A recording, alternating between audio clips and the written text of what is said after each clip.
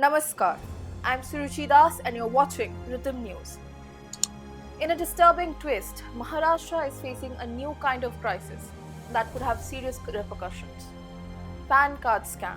A large-scale fabrication of fake PAN cards in Muslim-majority areas is being witnessed in the region. With suspicions of illegal activities and potential threats to national security, Maharashtra's Deputy Chief Minister Devendra Fadnavis has launched an investigation setting the stage for a deep probe into what could be a widespread conspiracy. It all began when BJP's Mumbai Vice President Acharya Pawan Tripathi brought forth shocking evidence that thousands of fraudulent PAN cards had been created in the Malwani region of Mumbai.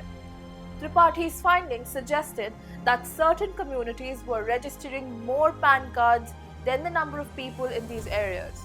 What started as a simple complaint has now unraveled into a serious investigation involving Mumbai's police force with potential links to money laundering, illegal transactions, and even mass production of other fraudulent documents like Aadhaar and voter ID cards.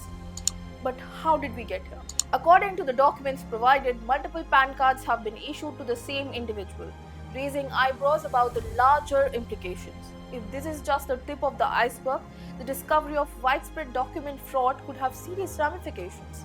The implications are not limited to financial fraud. Experts suggest that these fake identities could be used to manipulate the whole system, granting unlawful access to government benefits and evading taxation. Even more troubling is the possibility that these fabricated identities could be shielding illegal infiltrators.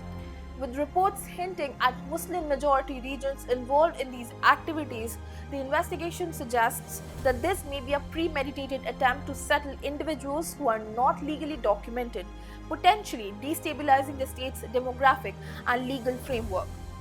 The BJP leader strongly believes that this is no coincidence, but a deliberate conspiracy that demands urgent attention. Fadnavis wasted no time in ordering Mumbai's police commissioner to dive headfirst into the investigation.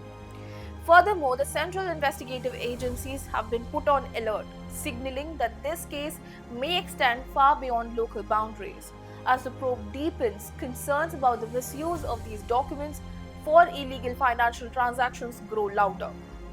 Fraudulent PAN cards could enable the flow of black money, concealing illicit transactions and undermining country's financial system. The situation brings to light an even broader question. How extensive is this problem and how far does the network go? Could it extend to other parts of the country? The possibility of this scam spreading to other types of identification cards such as Aadhaar, voter IDs and even ration cards raises the stakes. If unchecked, this could not only lead to manipulation of electoral rolls but also siphon off critical government resources meant for genuine beneficiaries. While the investigation is in early stages, the involvement of high-ranking officials like Fadnavis indicates the seriousness with which the government is treating this issue. With a watchful eye on developments, authorities are keen to dismantle what could be a well-organized network of fraudulent documentation.